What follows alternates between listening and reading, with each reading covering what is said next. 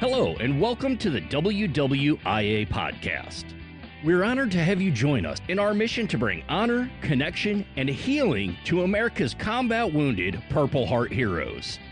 If this is your first time listening to this podcast, we welcome you.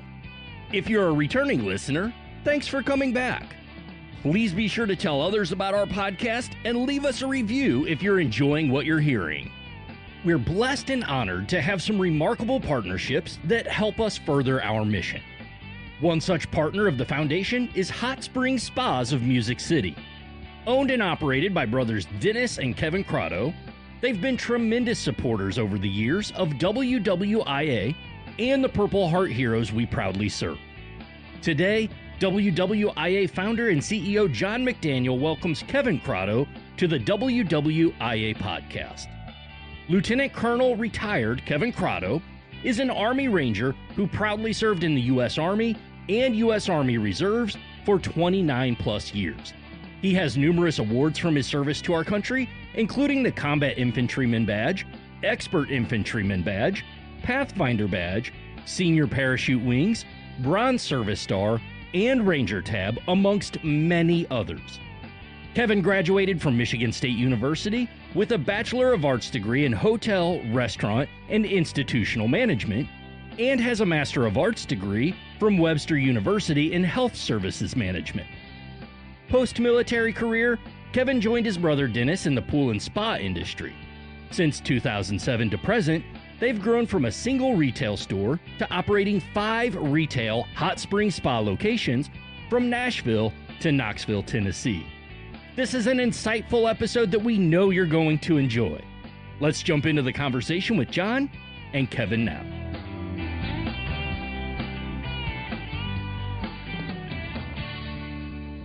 Hi, my name is John McDaniel. I'm the founder and CEO of the Wounded Warriors in Action Foundation, and this is our podcast, Honor, Connect, Heal. So, with me today, I have a very special guest and a very close friend of mine, Kevin Croteau. Kevin, welcome to the program. Hey, thanks, John. Glad to be here. So a little background. I got to kind of set the stage here. Kevin is he's a veteran. He served for, I saw it. Isn't it like on and off like 29 years? Yeah, I was enlisted, jumped the fence, went through ROTC, and then went back on active duty. So about 24 active duty and 5.5 years of reserve time. Wow. Well, thanks for your service, man. Yeah. So yeah, it was a great ride. Exactly. Stay in shape in case we got to go back and do it again. There you go. So anyway, when he says he jumped the fence, means he was an enlisted guy and then he crossed over to become an officer, and that's when they take part of your brain out, like your frontal lobe. Isn't that what they do? Something like that.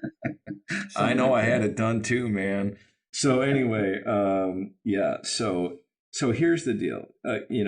Kevin, you're on the program not just because you're a great American and you're supporting the foundation with your business and your amazing support as a philanthropist, but you're also a super cool dude who's got a great story and is a veteran entrepreneur. So I thought it would be important and a lot of fun to have you on the program. So yeah, welcome and. Yeah, so tell us about your business first. Let's go there. Tell us about HotSpring Spa. Let's hear about that. Yeah, thanks, John. HotSpring Spas in Music City started back in 2003.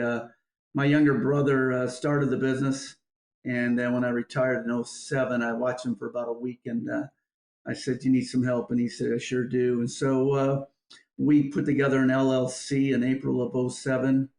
We had one showroom. It was about 2,400 square feet. And he was the technical guy, and I was a systems guy. I was doing sales, marketing, financing, and anything else that needed to be done. Fast forward to today, we have just opened up our 5th store in Middle Tennessee.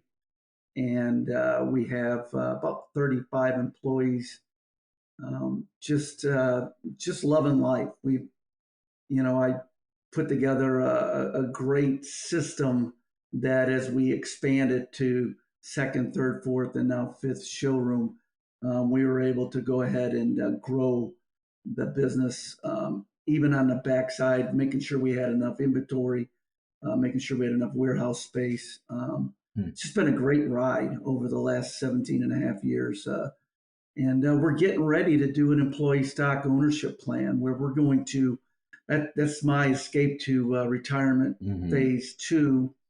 I won't fail at retirement the second time around, but we're in the middle of ESOP, and I'll be retired by the end of January of next year.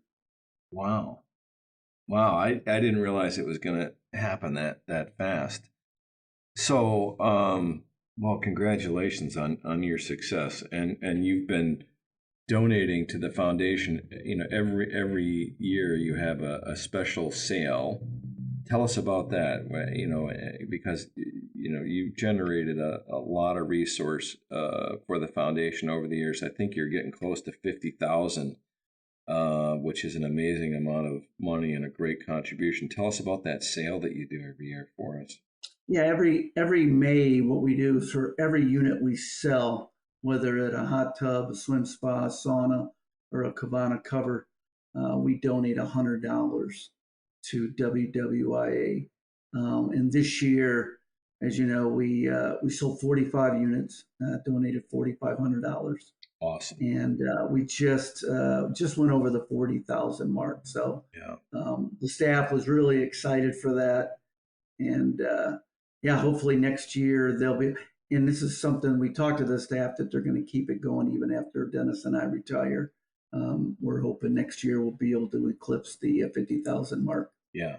Awesome, man. We're honored and very grateful for what you're doing. And it's much appreciated. And on behalf of our nation's combat wounded, big salute to you and your company. It's awesome. And I did mention years ago that I was going to buy one of these things from you, and I'm gonna. And so I've declared the year of 2025 as the year of John.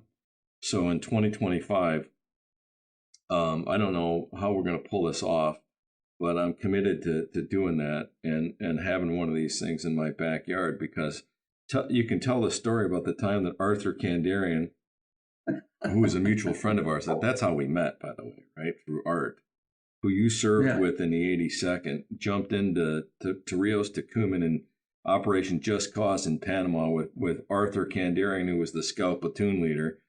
And you guys jumped in together. And so I didn't know that you were a Panama vet, as I am. So, we share that in common. That's pretty cool. But anyway, so tell the story about the time that Arthur and I rocked up there to Lebanon to your main store, met you, and I'll let you take it from there, man. That's a good story. Yeah, so we Art said, "Hey, we're heading your way," and I said, "Just give me an ETA." As usual, I was busy doing things, and next thing you know, I saw a dog out in the yard, and one of your hunting dogs was taking his potty break, and I saw you and Art went down to the store, and you were kind of limping, and Art's like, "We got to get Johnny into a hot tub." Yeah. And you were just initially you were like, "No, I'm good. I'm like, I don't have, you had all the objections, just like a customer, Yeah. I don't have a swimsuit. I don't have a towel. Right. And I'm like, I got all that. And we keep swimsuits for males. We obviously can't keep enough female swimsuits, but we have swimsuits for males. Right. And so we finally talked you into it. And you jumped in the hot tub, and Art and I went to lunch. Yeah. We came back, and you had a little, you didn't have a hitch in your giddy up anymore. Yeah. And you guys continued on. But I just thought that was kind of funny that, here you are, we're supporting WWIA, and you needed some relief, and we were able to provide that relief with, our therapy with the hot tub. I'll tell you what, man, that thing was that was a game changer. We had Nashville's about halfway from Florida to Camp Hackett, so we, right. Arthur and I and Art was like on that trip. He's like, "You're not driving." I had needed a hip replacement. I was in a bad way. My hip was shot. My right hip was shot. And by the time we got there, just sitting in a car for whatever it is, 10 hours, to get to Nashville from Tampa, I was hurting even though I wasn't driving.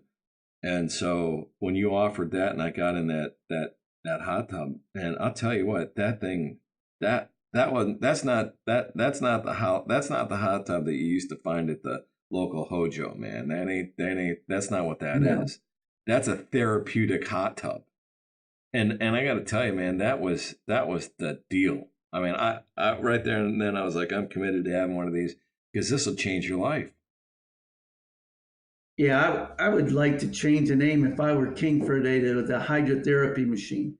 Because it truly is hydrotherapy at its finest. And the jet pressure is unlike, like you said, you jump in a hot tub that's part of a motel or hotel, and the water's barely coming out. But with our jets, you're getting 22 to 25 pounds per square inch out of the jets. And they're positioned strategically so that when you sit down, it's like, okay, this one's hitting my glutes, this one's hitting my feet, this one's hitting my calves, and this one's on my lower back. I mean, it's the deal. I've never felt anything like that.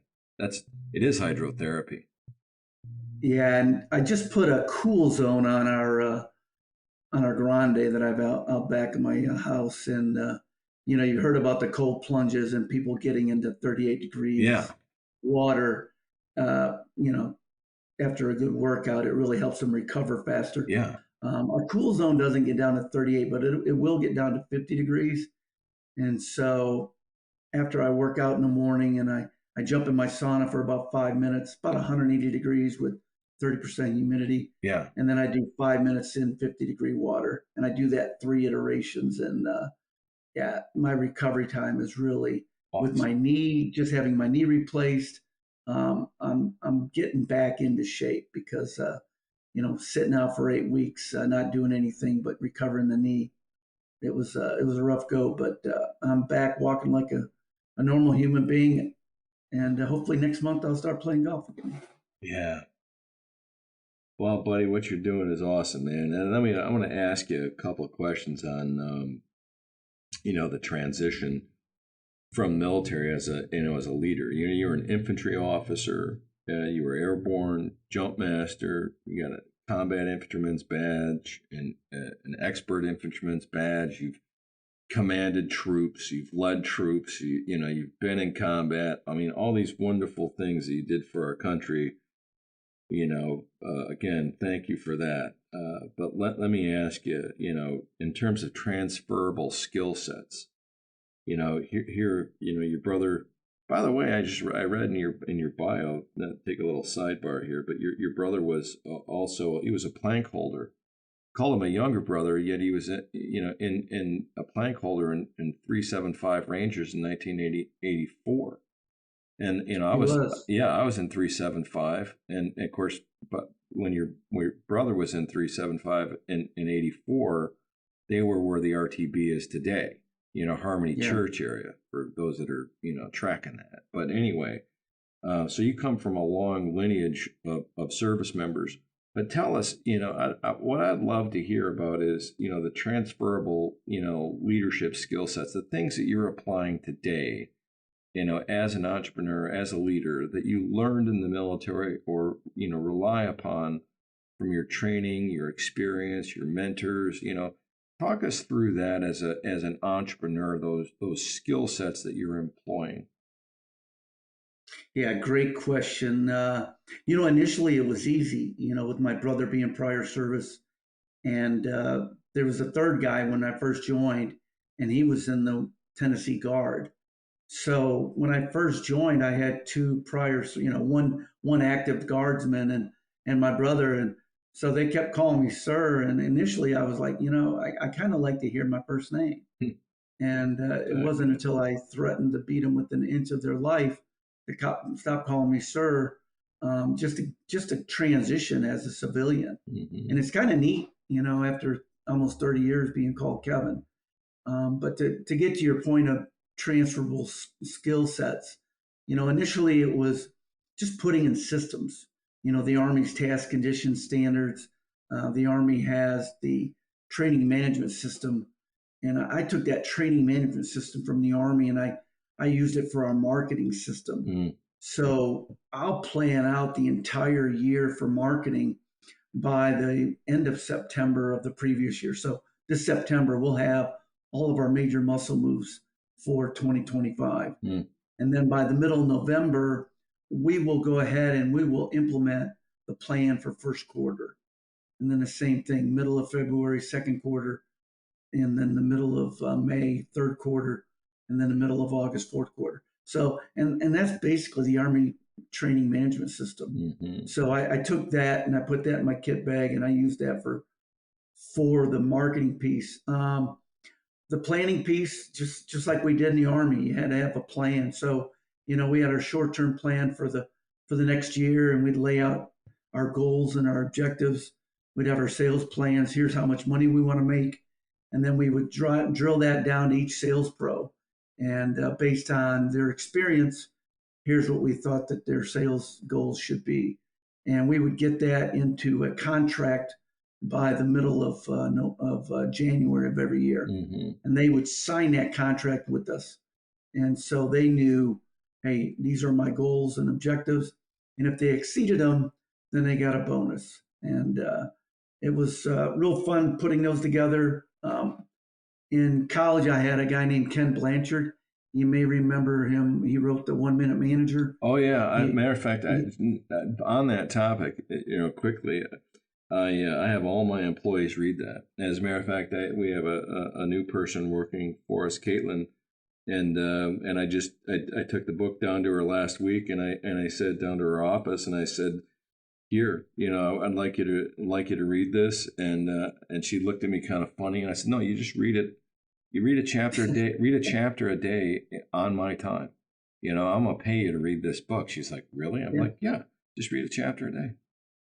So you went to college with this guy.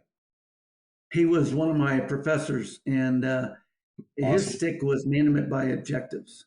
So the Army, Ken Blanchard, it was very easy to assimilate to the civilian world and retail. I stood up 2 businesses within the Army. When I went up to be a training sport battalion up in Wisconsin, I took over a TSB that was just forming up. So I put in all the systems, just like I'm doing now in business. And then the same at Fort Leonard Wood. They had just moved the chemical and the military police school from Alabama to Fort Leonard Wood. And we stood up another, it was the Common Leader Training School. And so we did all the Common Leader training, MDMP, all your writing training, all of your communication training. So the good Lord had it to help me be an entrepreneur back when I was in the Army. And it helped me with, just setting up a business and then setting up additional stores. One last thing was, just lead by example. There's nothing in our stores. There's nothing that we do I haven't already done, from an SOP on how to open a store to standard, how to shut the store down to standard, and everything in between. Delivering hot tubs. I used to go out and help set a hot tub and then race back to the store to open it up by 10 o'clock. So, people I've done it all. Go ahead, John. Yeah, no, I'm sorry. I didn't mean to step on you, but people want to know whether they acknowledge it or not. What's the standard? And all it is saying for the civilian world, is like, what do you expect? What do you expect me to do when this is all said and done? This task, whatever it is, what do you expect it to look like? What do you expect me to accomplish, whether that's individually or collectively? Because people that fail to meet your standards typically are doing so because they were unclear, or they weren't sure how to perform or what you wanted when this thing was done, right? And the Army figured it out a long time ago. Task. Here's the task. I need you to move this pile of dirt from right here to over there. Okay. Conditions. You're going to be given 1 shovel and 3 guys. You're like, okay, I'm going to get 1 shovel and 3 guys. Means we're probably going to take turns. And what are the standards? Well, I need that pile of dirt over there by noon tomorrow.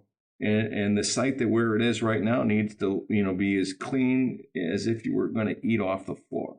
That's the standard. Okay. But if you don't articulate that, for example, the last part there, I need where it is now to be as clean as your mama's kitchen floor. If you didn't say that, I can promise you it's not going to happen. If that's part of the standard, they'll move that dirt pile as best they can. And there might be some dude that's like, hey, he gave us a shovel, but I got a buddy who's got a bucket loader. Roger that, right? That's the idea. I'm going to move this pile of dirt. I could use the shovel, but you leave it to soldiers, right? I mean, they're going to figure it, or people, in general. Don't tell them, how to do the task. Just tell them what it needs to look like when it's done. That's the standard, right? So it's a great point, Kevin. It really is. Yeah. So anyway, let me ask you about this. You've got some experience and some memories with the, working with the foundation. Do you have anything in particular that sticks out in your mind there that you'd like to share with us? Yeah, the one that come to mind is, I personally have never been to a hunt, never been up to Camp Hackett or been down to Tampa for a fishing expedition with our wounded warriors, but Art Kandarian loves to send out kill verification videos. And what I love about those is, one, he's showing me, he's told me I'm going to go up. We got 4 bear tags. Yeah. And I think last fall, you guys filled all 4. Yeah, we did. We got 100% success ratio up there on bear. It's crazy. And to see the videos and the pictures of the wounded warriors with their kill, whether it's a bear, whether it's a deer, whether it's a muskie or a northern pike or some fowl, it's those are things that make you really smile and just thankful for Wounded Warrior in Action Foundation. Thankful that you and Art, are taking the time to take the video and sending it to all of his friends. Those are cool, and to know that you guys have trained counselors that are talking to them and to figure out what kind of gremlins they've got up there in their brain housing group, and just talk through it instead of sitting in a room with a table, 2 chairs, and 4 walls, and they don't want to talk there. But they'll open up when they're in their own natural habitat. So thank you, John, for doing that. That's awesome. Yeah. Well, I appreciate that. It's evolved. The model's evolved, but because we're able to bring on great people like Arthur Kandarian and these great guides that have been through our guide school. Yeah, I saw you just had some training. You get some more guides. Did I see that right? Yep. On the Facebook page? Yep. We just every other year we do another iteration of our guide school, and this year we just graduated 6 new guides, all combat wounded veterans who've been identified by their peer group as having the right character traits and capabilities and will to become a WWIA guide. And so there's a pipeline process there, much like there is, for becoming maybe a jump master, or any other thing, highly skilled training course that we went through in our time in the Army, but very similar to that. And and it's a 10-day course, and we just graduated 6 new heroes and guides, and they're going to go out and serve their peers in the field on one of our 42 missions across the country. And that's the strength of the organization today. It's really about the biodiversity, if you will, in our cadre. And you add guys like Arthur Kandarian and you and many others who are contributing to this cause. And what you end up with is a very strong entity whose work is having a big impact on the target audience, in this case, the Purple Heart recipients. And as I'm sure you guys got guys banged up, and you can't, in Panama, I'm sure that at some point on a parade field, you all stood there and passed out, Purple Heart medals for individuals who were wounded in action, as we did in the 4th Battalion, 6th Infantry, 5ID during our combat actions in Panama. And that experience changed my life, and I've said it, I think, on another podcast, but I remember watching, the soldiers. I think there was 23 wounded in action in my battalion, and I remember that ceremony. I think we also got CIBs pinned on us, or it might have been another ceremony. It was a long time ago. I can't remember, but I just remember looking at those guys in just complete awe. Like, I don't know why. It's just something about this idea of donning our nation's uniform and going into action, and doing a combat action of some sort and being wounded in the process. I don't know what it is, but maybe it has to do with the lineage of that award, the significance of that award, and it can be awarded to anybody. Anybody. You could be in the military for 3 weeks, on active duty and get wounded and get the Purple Heart, or 30 years. You could be a general officer or a private. It just doesn't matter. And like General Petraeus said, it's the one medal that's, respected by all and sought by none. And so anyway, I didn't mean to go off on a tangent there, but no, thanks, man. I mean, that's what we do, and we can't do it without, support from great people like you. Yeah, I don't know if this is appropriate, but my Uncle Bill was in World War II, and he was telling me about a Purple Heart. His buddy, they just come into France, and his buddy found a toilet. Mm-hmm. The house was blown apart, but there was a toilet, and he was gonna sit on a toilet and go to the bathroom. And lo and behold, some artillery hit, and just as he was sitting down, it shattered the toilet. He cut his butt on the porcelain, and he got a Purple Heart for a wound on the buttocks. They called that the $1 million wound, I don't right? know if that's appropriate on here, but he got a Purple Heart for it. So that's probably the funniest Purple Heart story I've ever heard. No, that's hilarious. If there's such a thing as a funny Purple Heart story. Yeah. Well, yeah. I mean, the guys will all tell you, that they make jokes about it. Well, hey, sir, I just wasn't fast enough, or hey, sir, I was just in the wrong place at the wrong time, or and that is the case. I refer to them as heroes, because I just believe that, right? I mean, it takes a lot of courage. It takes a lot of courage to raise your right hand. Period. Okay, let's start with that. Like, as an enlisted guy, as a former enlisted guy, like when you raise your right hand and swear to uphold the Constitution of the United States and the orders of the officers appointed over you, there's an uncertain future ahead of you. And we all joined, when we joined the Army, like it or not, you can't, we all played Army and, cowboys and Indians and everything else when we were growing up. But this idea of actually having to go into combat and what would I do? How would I feel? How would I act? All of that. I mean, you were probably, I'm not going to lie to you, man. I mean, going into the goo, I was scared shitless. Pardon my French.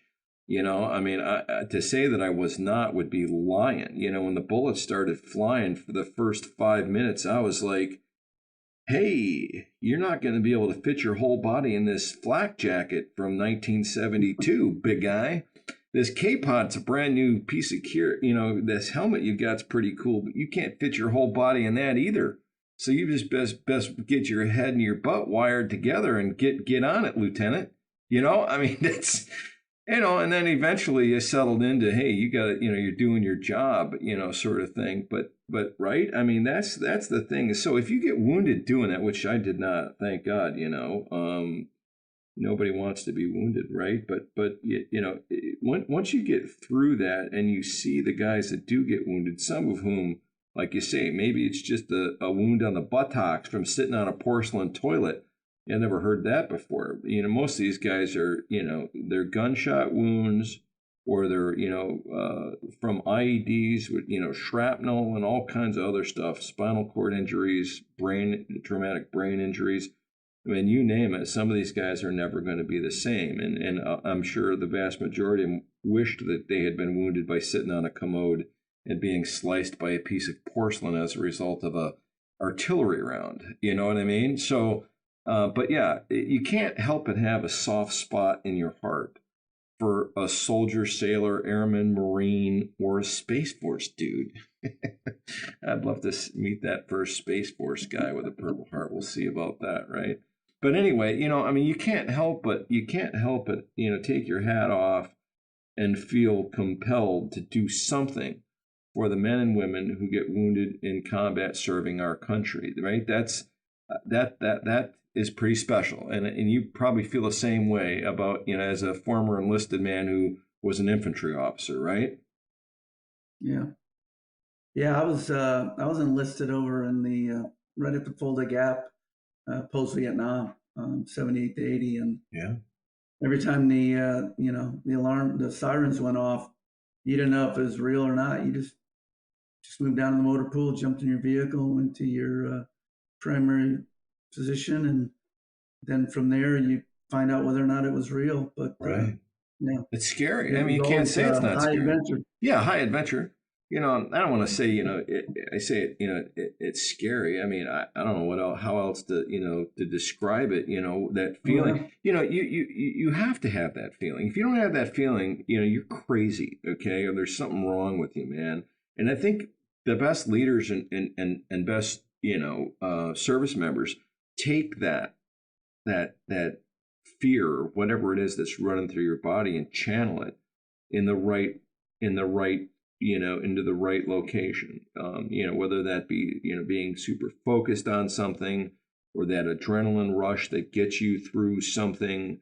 But, at the end of the day, and that's what a lot of these guys, they hey, you and I did maybe one or two combat tours, but, we got these guys out there today that, I met a sergeant major in the Marine Corps, who was on one of our missions, 3 Purple Hearts. I think he had to stop and count them, but he stopped at 14 combat deployments. Can you believe that?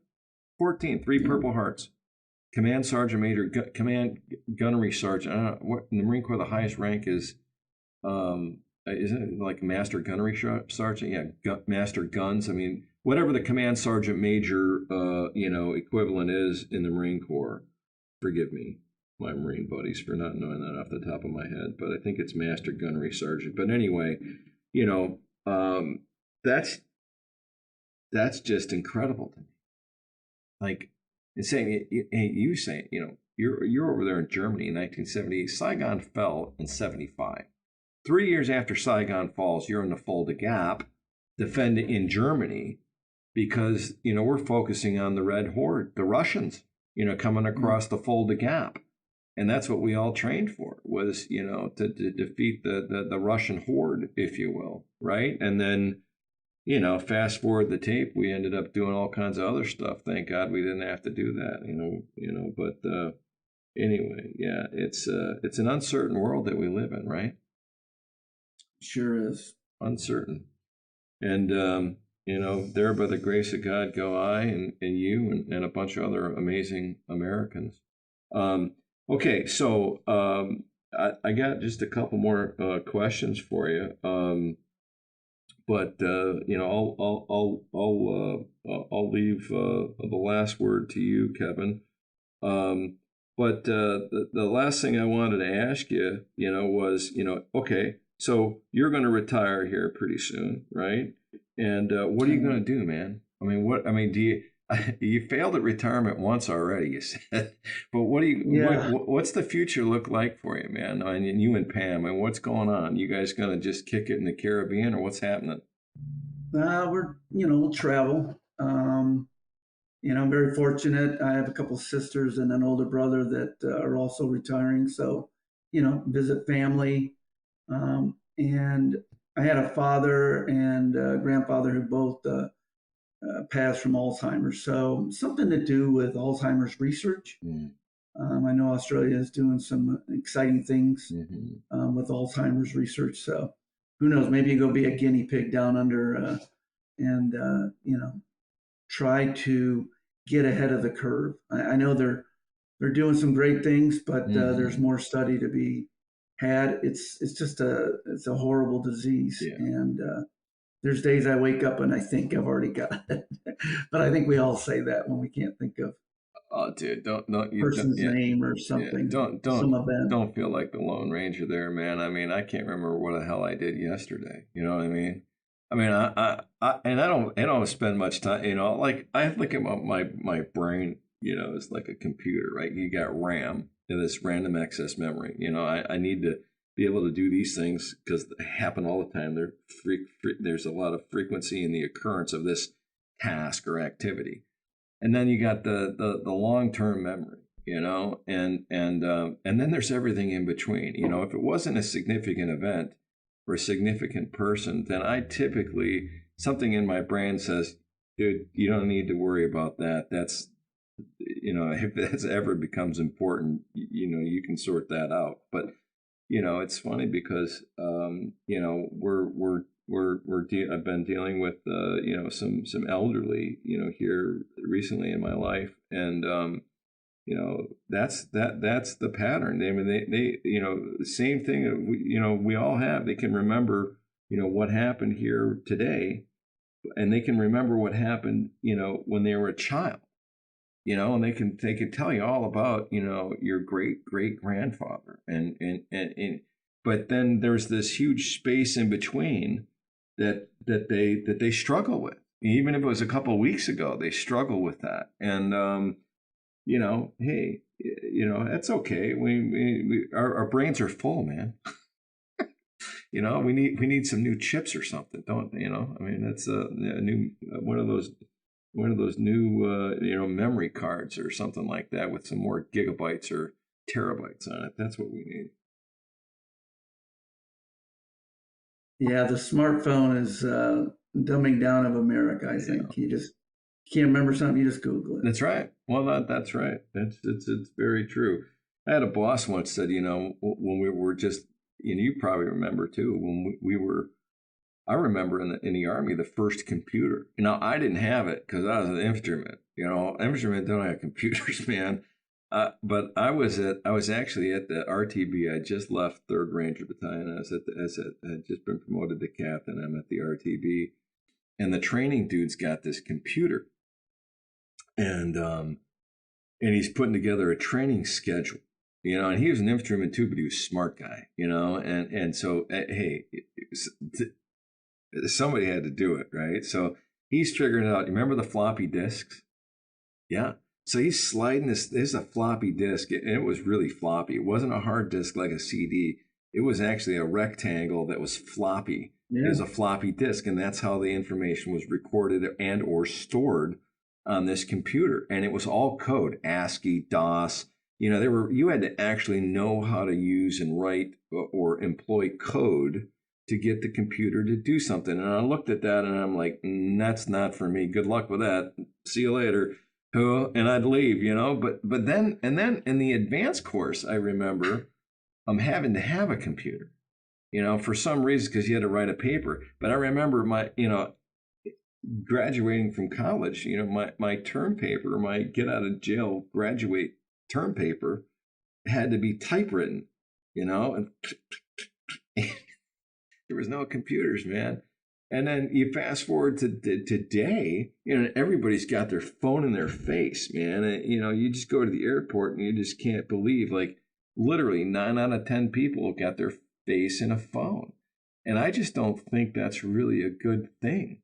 I've got 2 young boys, and they're when I go home, I mean, I can't help but occasionally look at my phone, but I'm trying really hard to, when I go home, to park that thing and not deal with it at all. Because I have these boys who are watching me. I've already said it at 10. Dylan's already said to me, Dad, when can I get a phone? Never. Can never have a phone. But that's not outside and play. But that's not reality, right? I mean, it just isn't. And you're really kind of disadvantaging your children if you don't introduce them to technology because they're using it in school. That my second grade, Luke, who was in first grade, was they're using computers in the resource center, So if you say no to that, you're going to put them at a disadvantage academically. They've got to know how to navigate that space.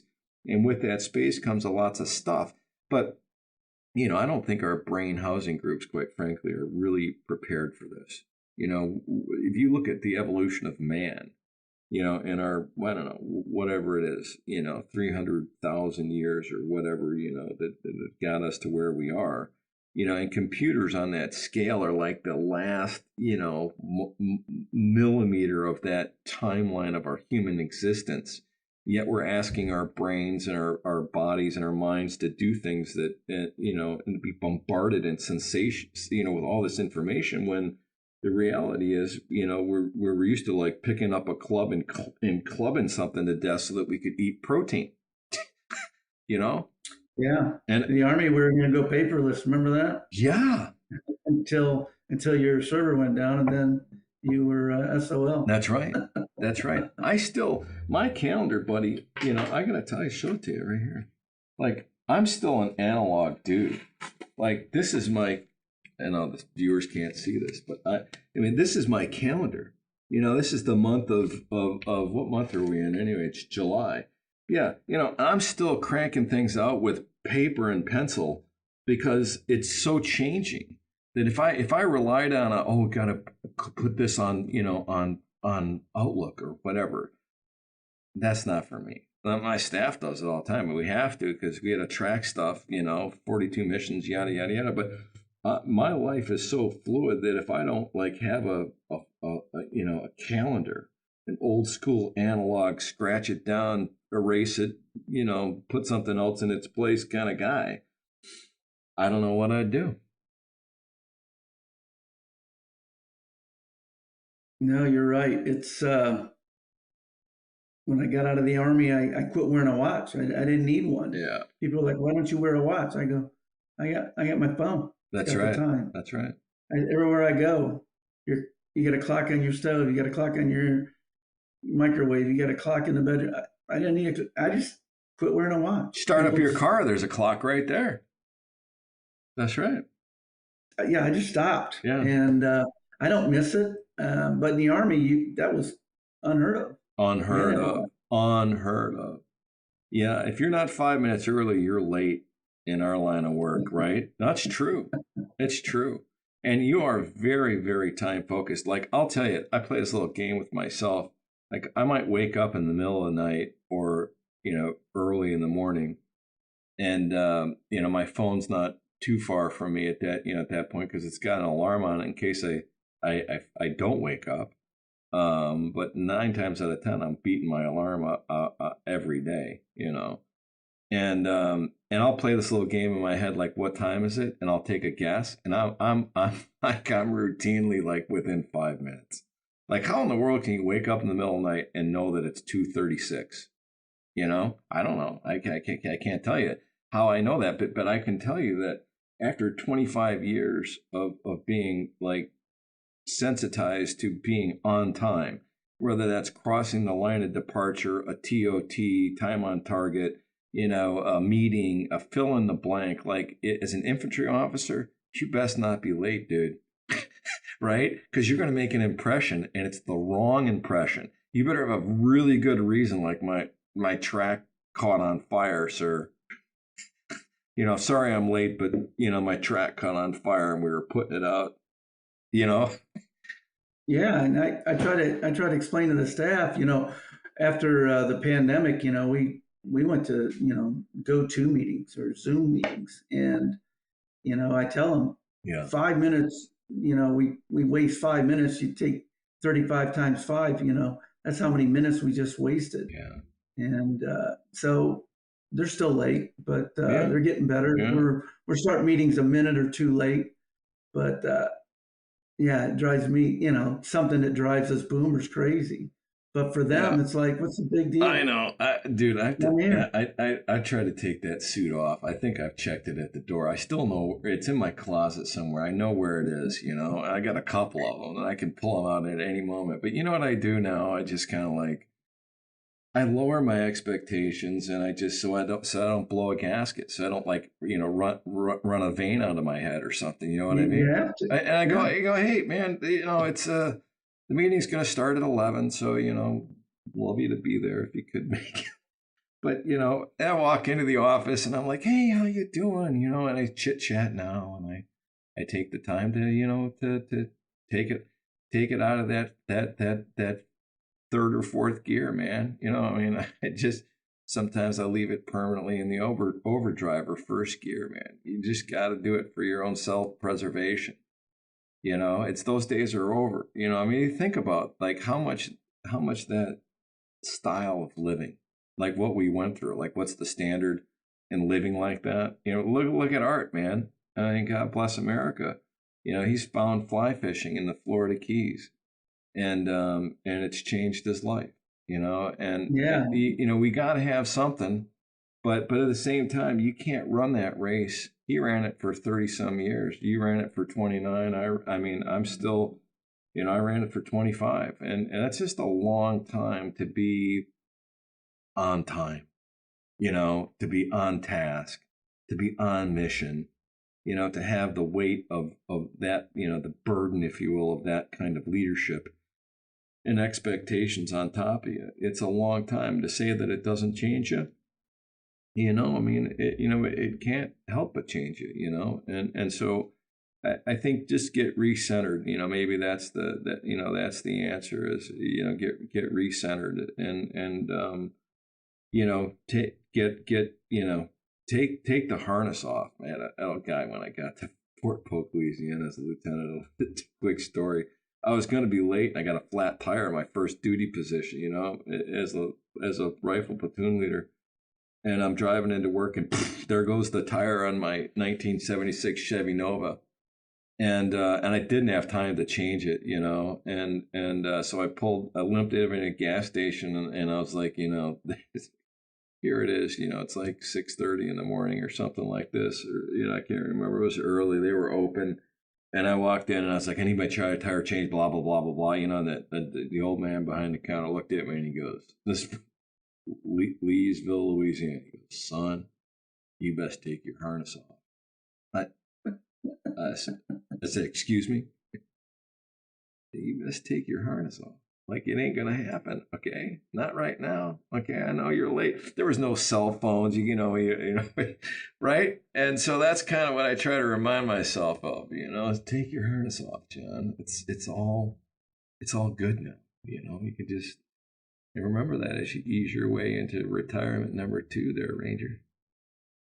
Yeah, this is the year of transition. The staff is running it. My brother's day-to-day future ops. So, it's been a good year, and it's been a tough year. Yeah. With the economy and being an election year. But, we had a decent it wasn't like in 2022 when we sold 80 units in May, but I'll take 45 units. Heck yeah, man. No, man, hey, listen, we appreciate what you did. And I'll give you the last word, brother. You got any saved rounds you'd like to expend here? John, I appreciate your time. I appreciate what you and Art and your whole team do for our Wounded Warriors. It's when I tell people about Wounded Warrior in Action Foundation, I make sure that they understand it's different than that other foundation, which is called a project. And I talk about the amount of money that goes towards each Wounded Warrior, and it's not for the headquarters and the overhead. So I appreciate that, and I appreciate you, and God bless you, and God bless America. Thanks, brother. We appreciate your time and all that you've done for our heroes. You're an amazing American, and what you did for this country. Okay. God bless you. Thanks for your time, brother. I'll see you on the high ground. All right, John. Take care. All right. Ciao. Thank you for listening to the WWIA Podcast. To learn more about the Wounded Warriors in Action Foundation and how you can get involved, please visit our website at WWIAF.org or follow us on social media on Facebook, Instagram, Twitter, and LinkedIn. If you'd like to comment or offer feedback about our podcast, or if you have a suggestion for a future episode, please email us at podcast@WWIAF.org. Thank you for your support and for helping us honor, connect, and heal our combat wounded Purple Heart heroes through the power of the great outdoors.